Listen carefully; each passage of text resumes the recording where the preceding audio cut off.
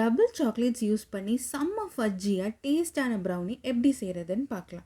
Unsalted butter, dark chocolate, milk chocolate இந்த மூணுமே double boiling மெத்தடில் மெல்ட் பண்ணிக்கோங்க.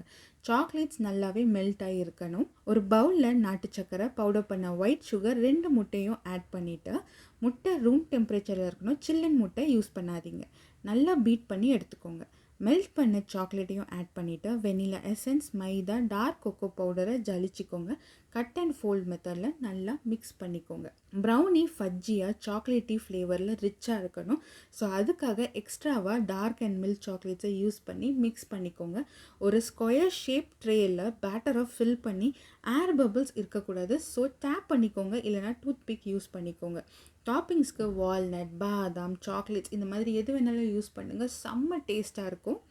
ஓவனை ப்ரீ ஹீட் பண்ணி பேக் பண்ணிக்கோங்க. சூப்பரான ஃபஜ்ஜி ப்ரௌனி ரெடி. கண்டிப்பாக ட்ரை பண்ணுங்கள்.